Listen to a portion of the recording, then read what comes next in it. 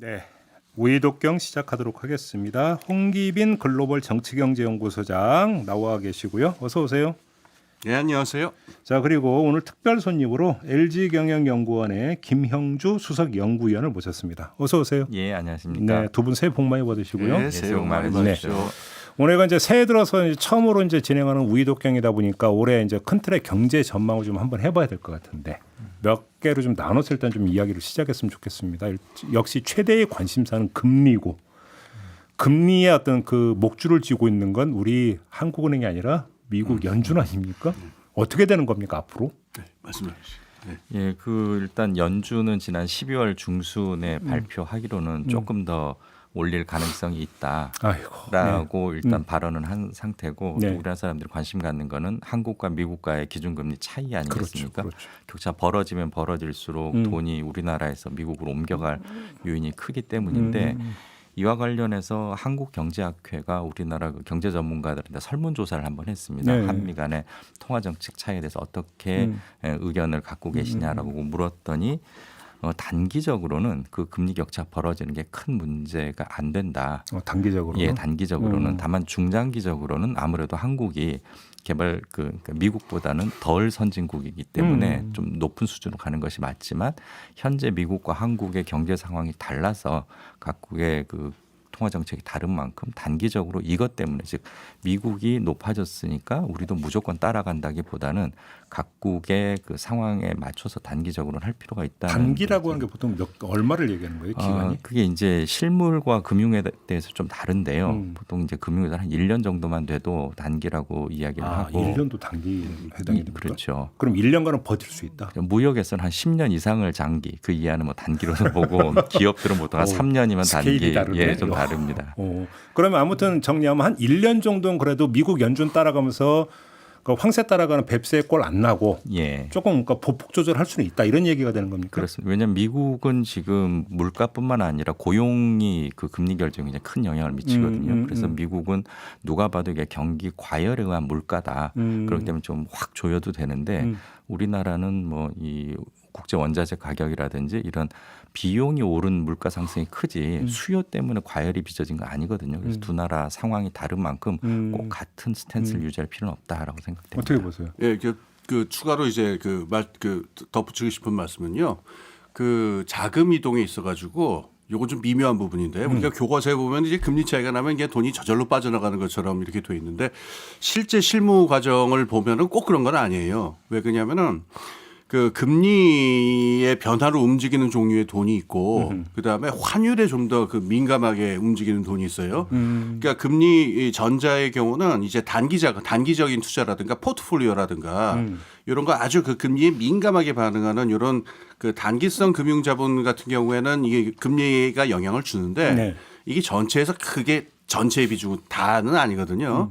근데 실제 이제 무역을 하는 회사라든가 또는 좀 장기적인 차원, 좀 다른 차원에서 돈을 운용하는 그런 기업체들 경우에는 사실은 환율이 더 커요.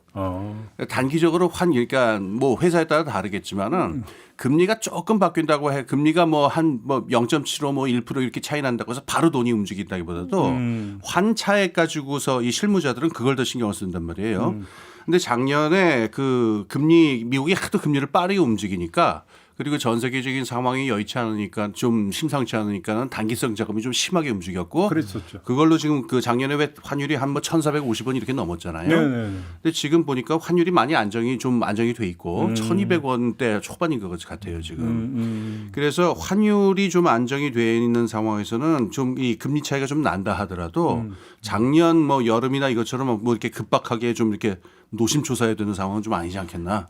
그러면 아무튼 1년간 버틸 수 있다 치는데 1년 뒤에도 연준이 계속 금리 올리면 그때는 어떻게 해요? 그렇죠. 그래서 지금 미국이 이제 금리를 어떻게 할 거냐를 많이 고민들을 하는데 일반적인 전망은 아마 금리 상승은 내년 한 1분기 정도, 내년 초면 일단 멈추고 다만 이제 고원지대 계속 머물 그렇습니다. 것이다. 예. 그래서 이게 이제 언제 내려가느냐도 관심들을 많이 가지시는데요.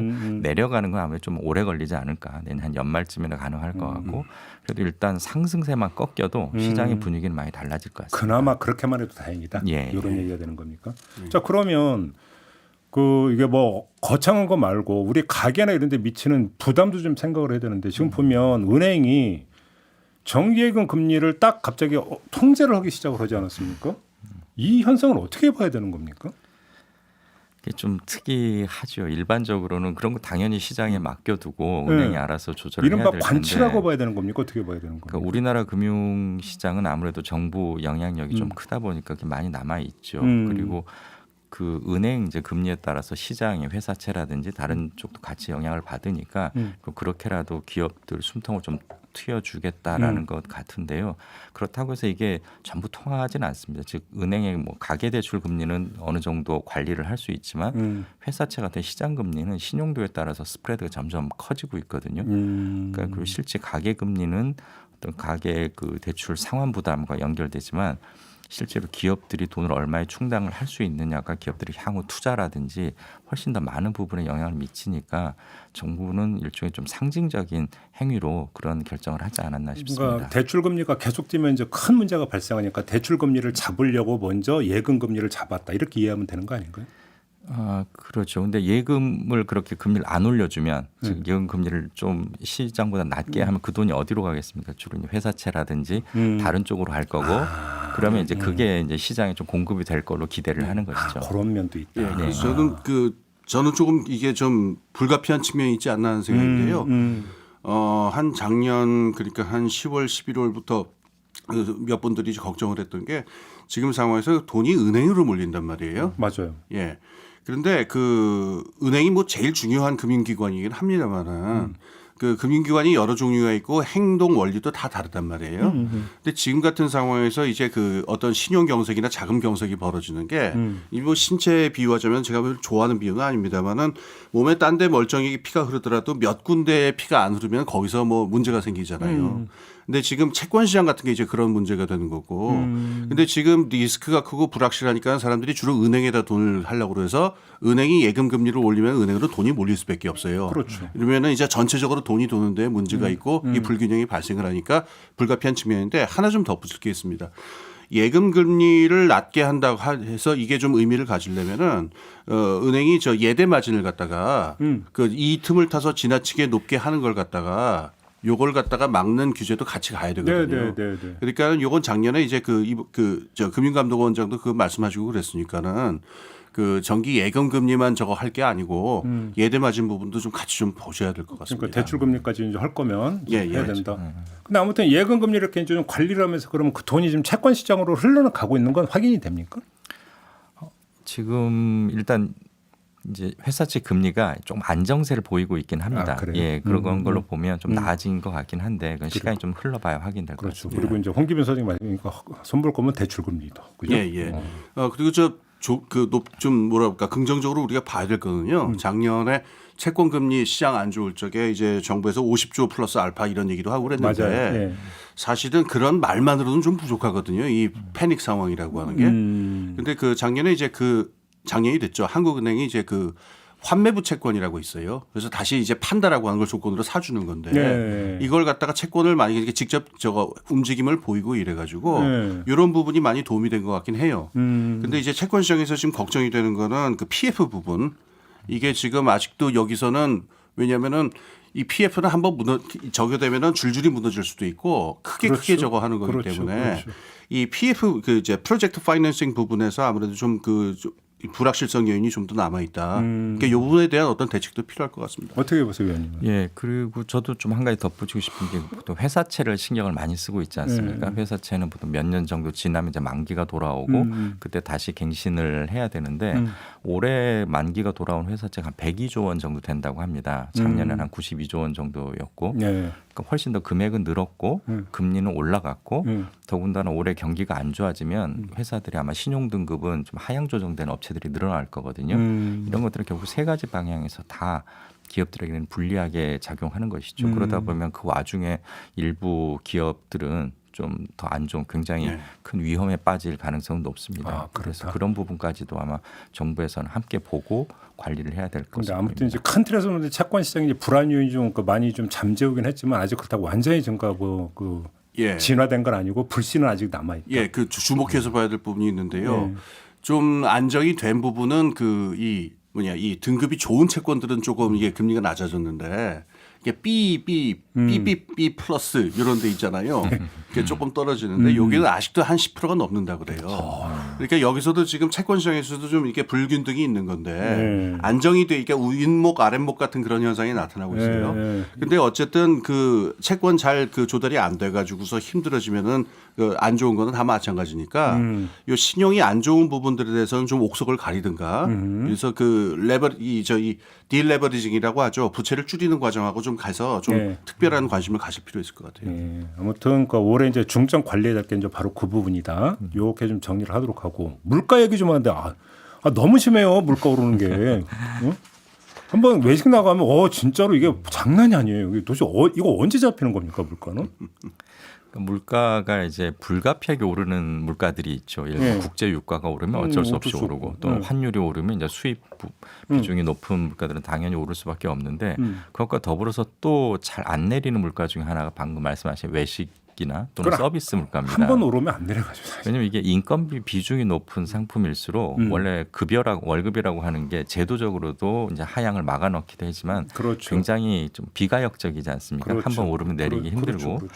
그러니까 아무리 주변 경기가 좀 둔화되고 하더라도 그래서 노동시장에 실업이 발생해도 한번 오른 물가는 특히 이게 서비스나 외식 물가는 내리기가 힘듭니다. 그리고 더 안 좋은 거는 그나마 작년에 국제 유가나 이렇게 많이 올랐음에도 불구하고 공공 물가를 많이 잡아두지 않았습니까? 네. 이제 올해는 아마도 그 부분을 풀 수밖에 없는 시기일 것 같습니다. 이미 전기요금 인상 발표 나왔고, 그렇죠. 가스 그 요금 좀 이따 뒤로도 아마 한다고 줄줄이 오를 거고, 그걸로도 한 번으로 과연 끝날 수 있을지. 지하철 버스 요금 오를 거고. 향후 이제 뭐 정치 일정이나 선거 일정 고려하면 아마 올해 중에 그런 부분은 올릴 수밖에 없을 것 같습니다.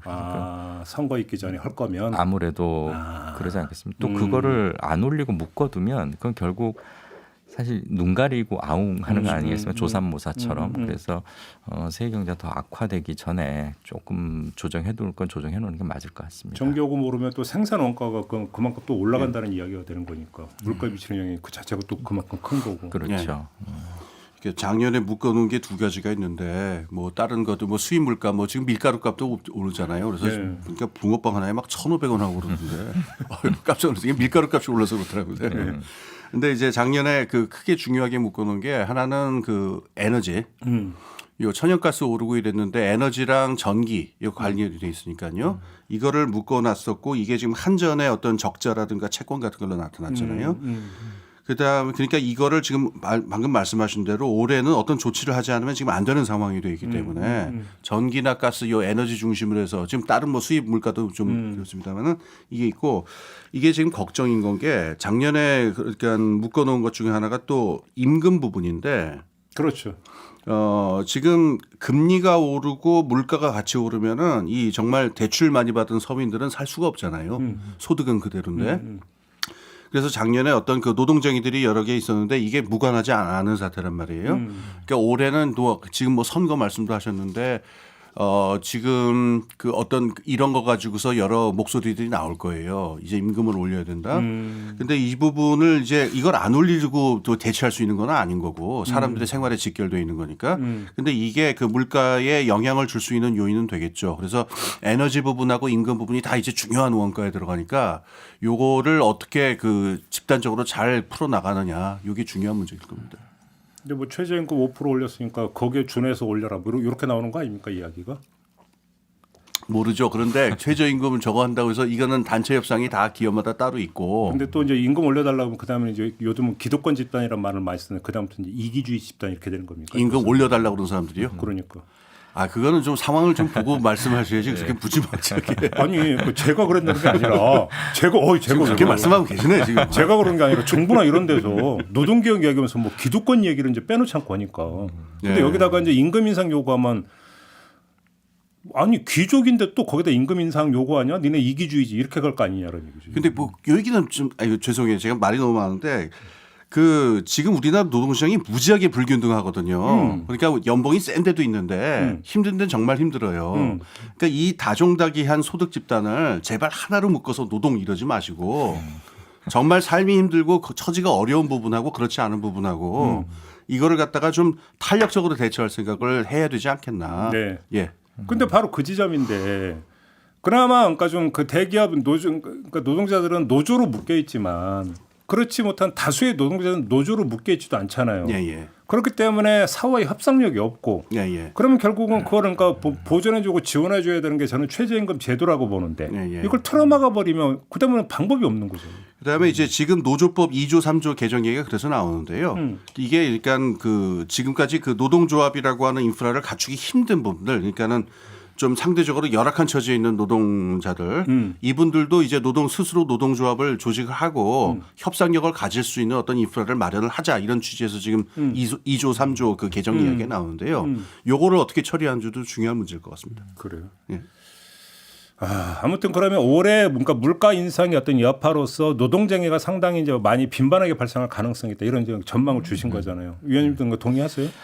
예, 상당 부분 동의를 합니다. 왜냐하면 이게 아까 노동시장이 굉장히 좀 여러 모양을 갖췄다라고 말씀을 하셨는데 실제로 임금 상승의 속도를 보더라도 먼저 임금이 막 오르는 쪽이 있고 차례차례 오르지 않습니까? 그렇죠. 이게 경기가 좋을 때는 아무 문제가 없죠. 예를 들면 보통 대기업이라든지 아니면 좀 첨단 IT 대규모 기업들이 먼저 오르고 그럼 차례차례 오르는데 실제로 작년 재작년에 대기업들은 많이 올렸습니다.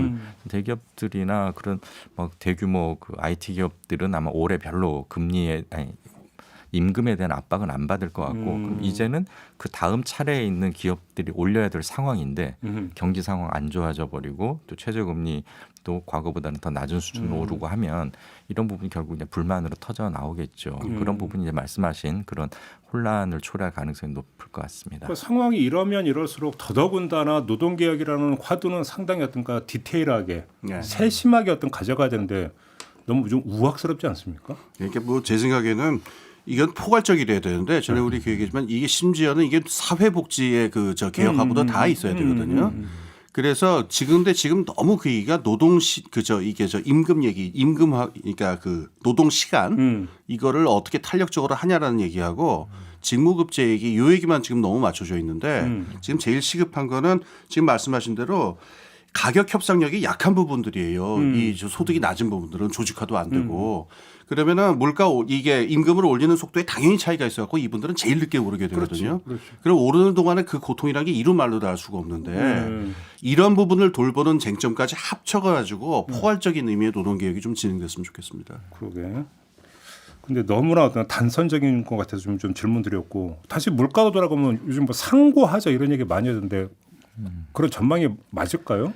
예, 뭐 여러 부분에서 지금 상고하저 얘기가 나오고 있습니다. 물가도 상고하저라고 하고 환율도 상고하저, 뭐 금리도 상고하저.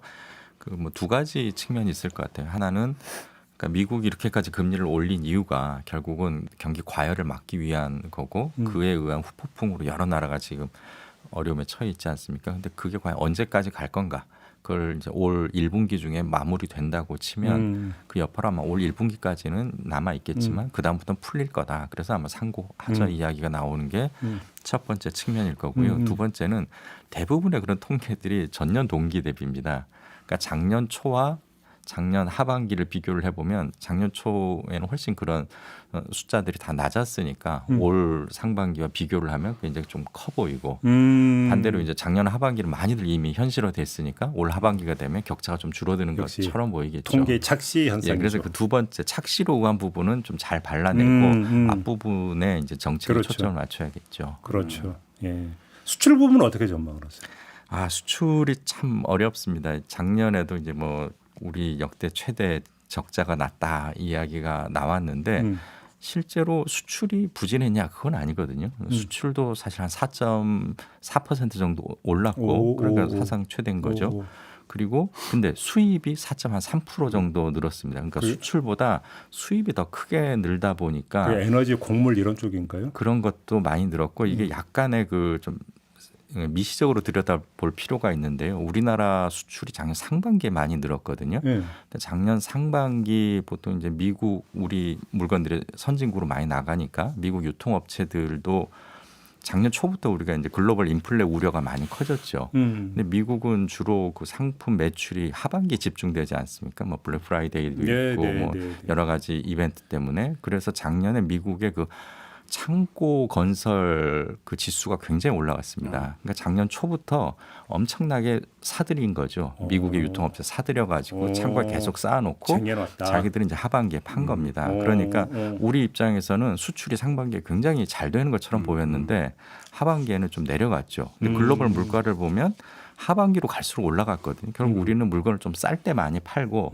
비쌀 때는 많이 못 팔았고 반대로 수입은 우리는 연중 비슷하게 수입을 했습니다.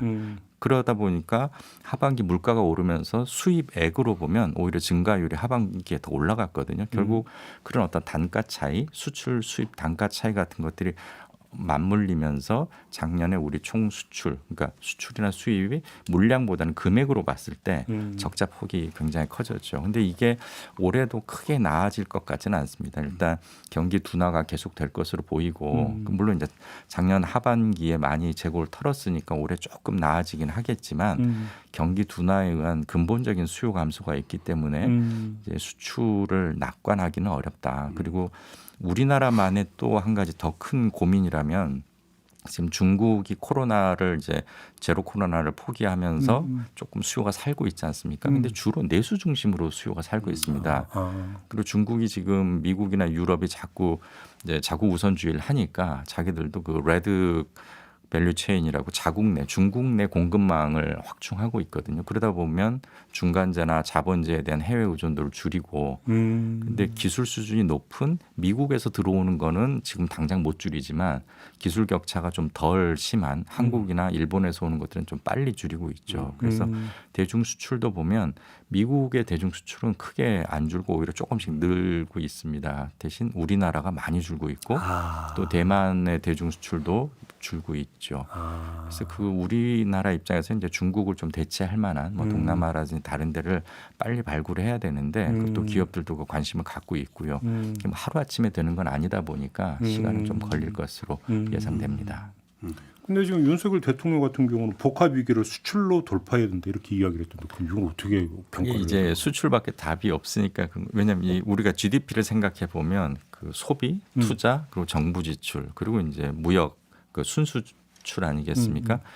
지금 이렇게 물가가 높은 상황에서 또 금리도 높으면 소비는 둔화될 수밖에 없는 거고 기업들은 자금 조달이 비싸지니까 투자를 줄일 수밖에 없고 그렇죠. 이럴 때 보통은 이제 정부 지출을 늘려야 되는데 그렇죠. 지금 정부는 이렇게 작은 정부를 어쨌든 공식적으로 지향하고 있고 예. 또 아까 말씀하신 사회복지 지출 늘리는 것에 대해서 굉장히 좀 부담을 갖고 있다 보니까 결국 소비도 투자도 정부 지출도 안 늘면 남은 유일한 해법은 수출밖에 없는 것이죠. 근데 바로 그 지점에서 아까 그 본방에서 전하고 싶었는데 시간이 없어 못 자라는 게 그 영국 이코노미스트지가 보도한 게 하나가 있더라고요. 국내 언론에서 이제 인용 보도가 됐던데 지금 서구 유럽에서 그러니까 그 지도자가 10년 전만 하더라도 중도 우파가 주로 대부분인데 G7에 참석하는 나라 보면 지금은 거의 대부분이 큰 정부를 지향하는 쉽게 하면 좌경화되어 있다.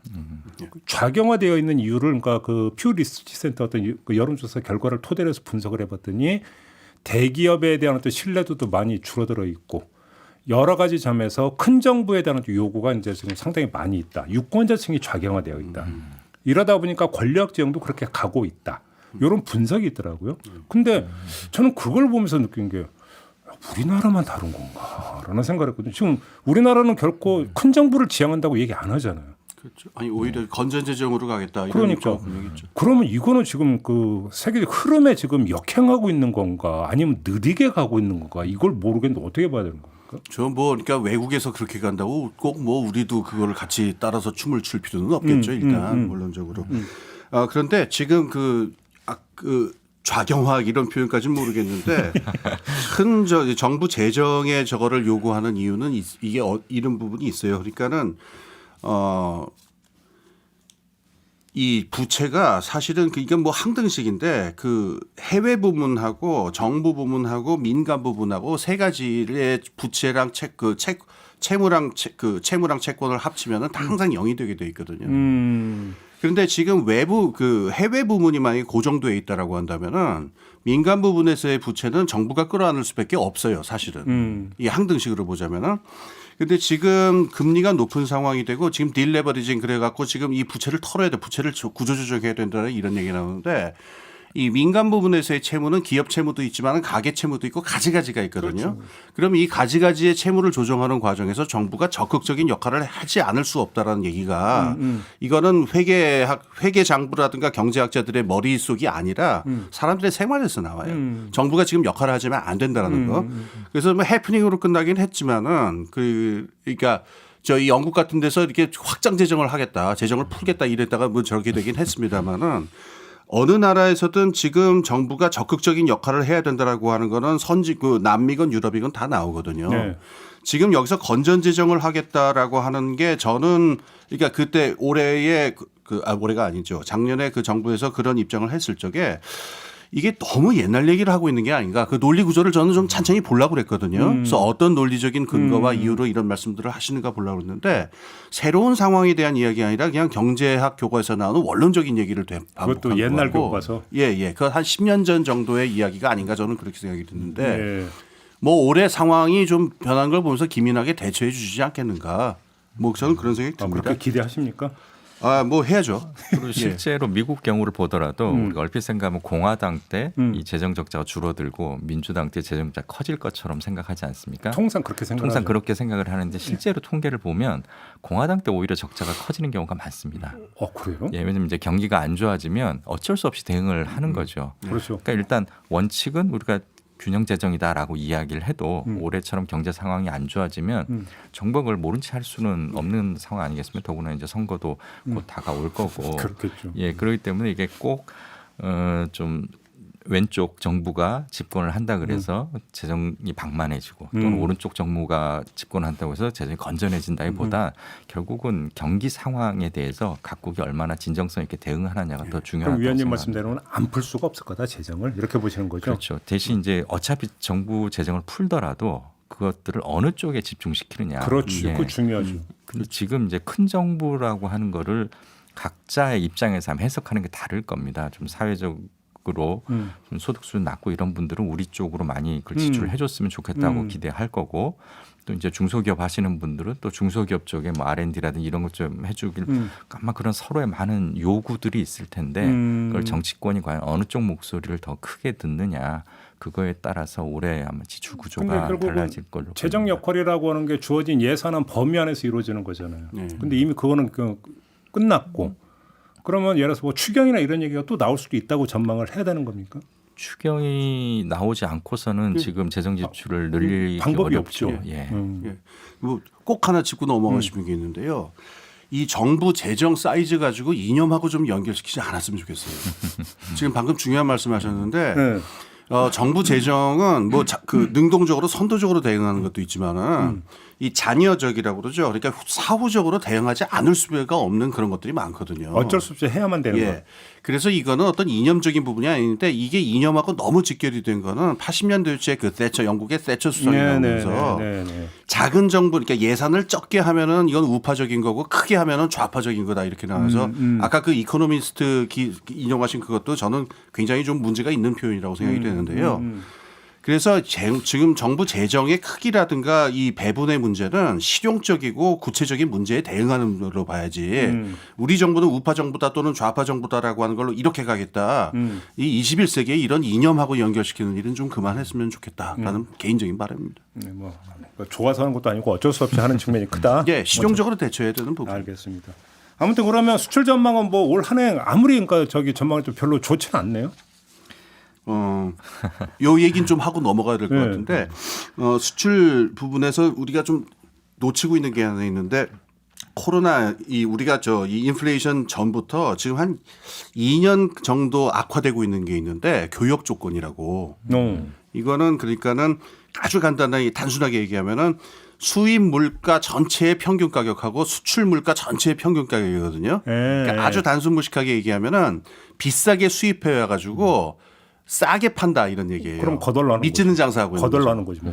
예, 그래서 이게 계속 악화되고 있다는 얘기는 우리나라의 산업 구조가 전 세계의 가치 사슬에서 그다지 그러니까는 빛나는 위치에 있지 못하고 지금 부가가치 높은 걸 별로 높은 부가가치 부분에서 조금씩 밀려나고 있는 게 아니냐라는 그런 걱정인 건데 지금 아까 중국 얘기하신 그 부분도 굉장히 중요한 얘기예요.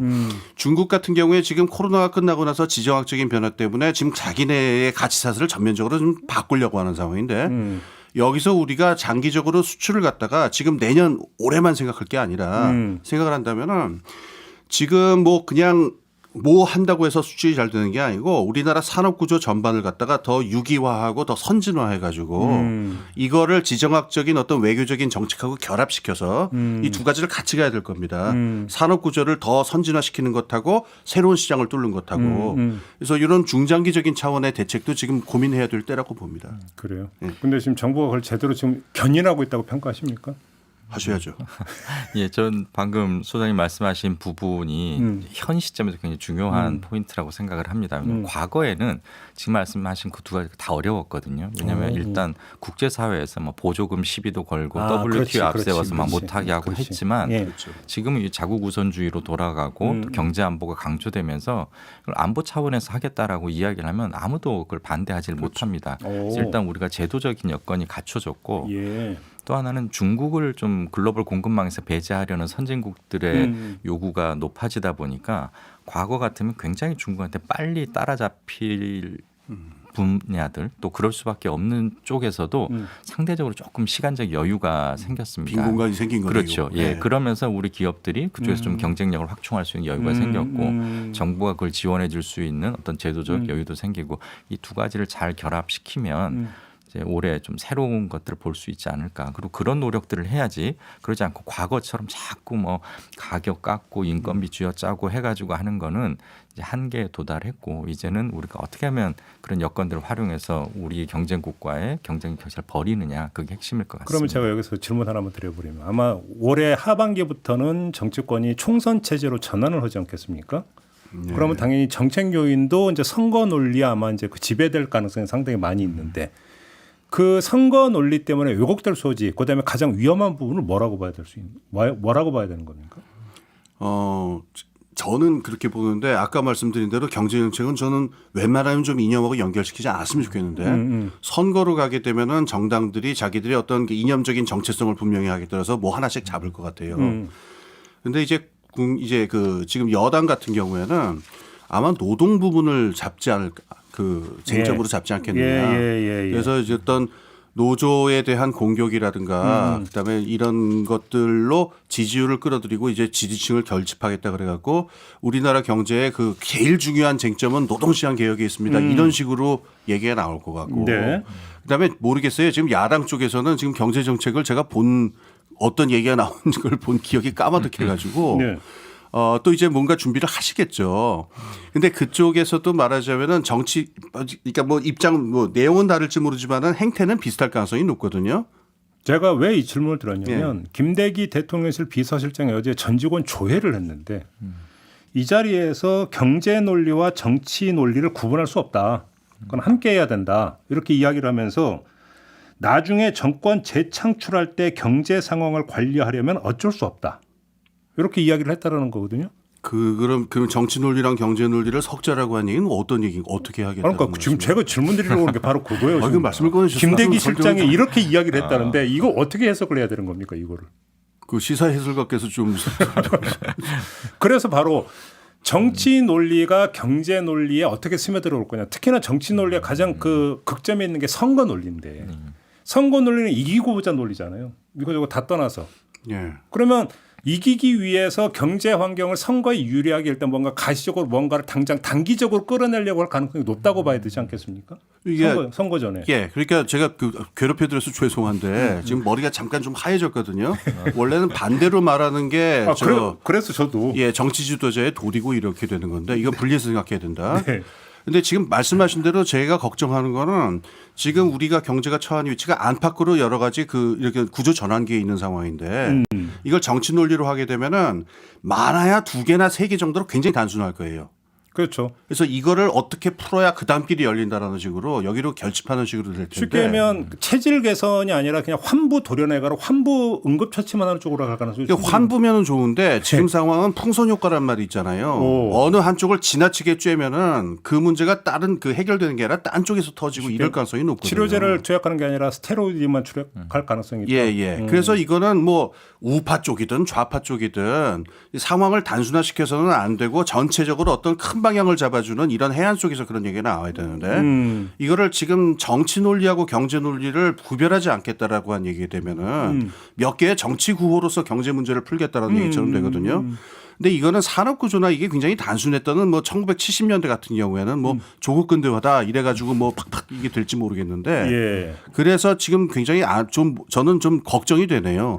그리고 걱정이 되는 거는 여당뿐이 아니라 만약에 야당에서도 이걸 맞불을 놓겠다라고 그래가지고 또 자신 어떤 본인들이 보는 어떤 중요한 쟁점들이 있겠죠. 이걸로 또 단순화시키는 대로 가가지고 만약에 이번 선거가 그냥 어떤 단순화된 정치 논리 몇 개로 경제 논리를 다 포괄하는 이런 식의 싸움이 되면은 네. 저는 이건 퇴행적일 거라고 생각해요. 알겠습니다. 왜냐하면 특히나 김대기 실장은 경제 전문가라면서요.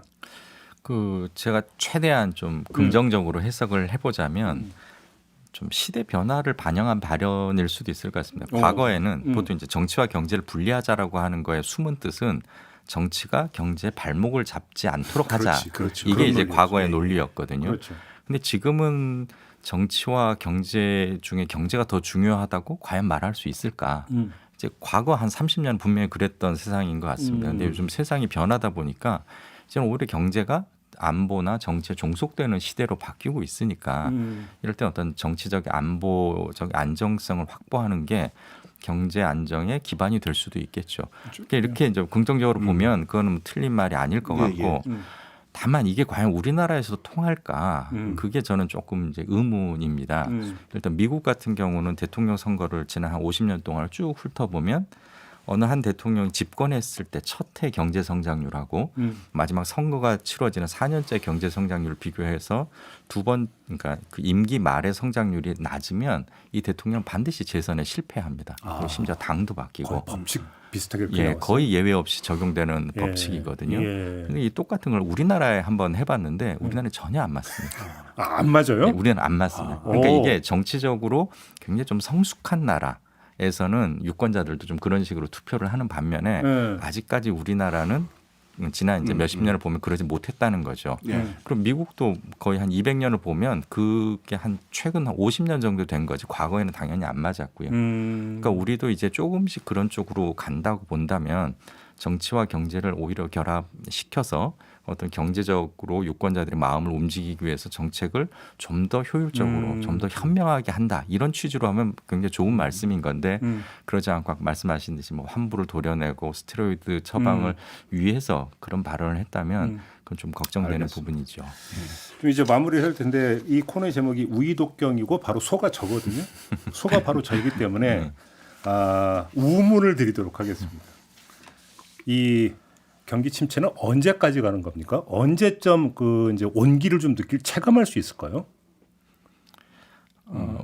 제가 먼저 말씀해 말씀드리자면 아마 내후년이나 돼야 가능하지 않을까. 내년도 아니고 내후년입니까? 예. 2025년인데요, 그러면?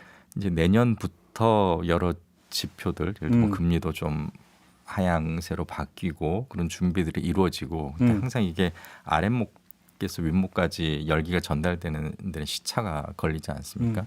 역설적으로 이번에 미국 금리 오른 거 보면 과거에는 금리를 한 3년에 걸쳐서 한 2, 3%포인트 올리는 식으로 천천히 진행됐다면 올해는 거의 1년 새에 5% 가까이 올랐잖아요. 그만큼 어떻게 보면 이제 경기 과열이 굉장히 심각했다. 구조적인 게 그거를 위해서 어떻게 보면 이제 스테로이드 처방하듯이 금리를 많이 올린 건데 그러다 보니까 이게 풀려 나가는데도 아마 매듭 하나하나 풀어 나가는 게 쉽지가 않을 겁니다. 특히 노동시장하고 관련된 이슈는 미국은 다른 나라보다 더 힘들다는 점에서 특히 이제 거기서부터 더 멀리 떨어져 있는 우리나라 상황을 생각하면 2024년 후반 또는 뭐 25년쯤 돼야 좀 과거와 같은 어느 정도 안정적인 걸 볼 수 있지 않을까. 홍 소장님 어떻게 생각하세요? 예. 그 뭐 중요한 말씀 해주셨고 저도 뭐 대략적으로 비슷한 말씀인데요.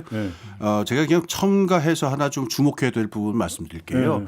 올해 저는 그러니까 올해랑 내년까지 해서 아마 전 세계 경제의 제일 중요한 쟁점은 그 딜레버리징이라고 그러죠. 그러니까 부채를 덜어내는 과정이 되는데 금리가 미국이 금리를 갖다가 늦게 내린다 일찍 내린다 하더라도 한 내년 초 그러니까 24년 초 정도는 아마 돼야 될 거예요. 그러면 아까 말씀하신 대로 이게 개마고원 같이 이렇게 높은 금리가 유지되는 상황인데 지금 전 세계 경제가 지난 30년 동안 이 축적 모델이라는 것 자체가 이게 빚 많이 내 가지고 투자 많이 하는 레버리지 많이 하는 거였거든요. 그래서 영어편에 어워시드라고 하는 표현이 있는데 그냥 부채가 공공 부분하고 민간을 할 것 없이 지금 어마어마해요. 그러니까 이거를 지금 금리가 높은 상황이니까 이거를 어떤 식으로든 덜어내야 된다라는 지금 그 강박관념이 굉장히 강해요. 그러겠죠. 근데 이렇게 되면은 소비가 위축이 되고 네. 그다음에 뭐 재정 그쪽에도 여러 가지 족쇄가 걸리니까 이게 경제 침체로 되는 것 같아요. 그래서 지금 우리가 이 경제 침체가 언제쯤 풀릴까를 볼 때 하나 봐야 되는 요소가 요 부채 조정들을 어떻게 해나가는가 각 나라가 그다음에 우리나라가 또 개인들도 마찬가지입니다. 개인들도 지금 대출 많이 받아서 힘드신 분들 있을 텐데 지금 이것 때문에 꼼짝을 못 하잖아요. 지금 돈 쓸 수도 없고. 그래서 이 고금리 상황에서 부채를 어떻게 조정할까 이게 하나 관건이고요. 근데 저는 이렇게 비관적으로 보지는 않는데 지금 기술적인 어떤 장기적인 흐름으로 봤을 적에 지금 어떤 기술 혁신 같은 것들이 폭발적으로 벌어질 수 있는 때예요. 그러니까 어떤 퇴조기나 이런 때가 아니기 때문에 네. 지금 어떤 병목 같은 데 막혀 있어 가지고 저렇긴 합니다만은 전 세계적으로 기술 혁신 같은 게 크게 나타날 수 있기 때문에 한 방에 혈이 풀릴 수도 있다 이런 얘기. 예, 그렇습니다. 그래서 이 두 가지를 합쳐 보면은 지금 어떤 국면이냐면은 지금 기술 혁신이 온다, 새로운 경제가 온다 해서 지난 2000년대 초부터 계속 그래서 빚들 내 가지고 투자하고 뭐 하이테크주 나오고 이랬는데 아직 뭔가 한 방에 안 터진 거거든요.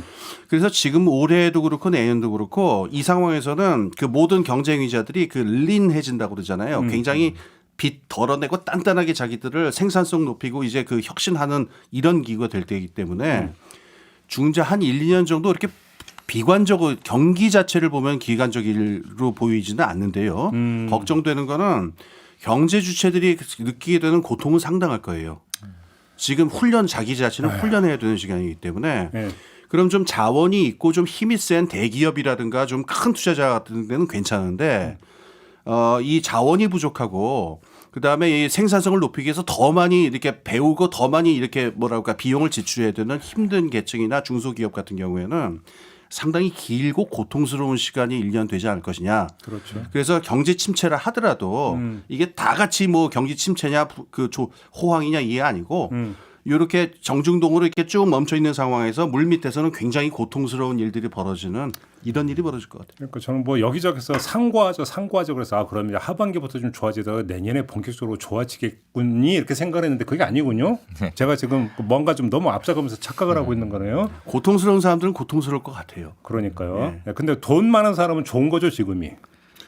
뭐 안 많아봐서 모르겠습니다.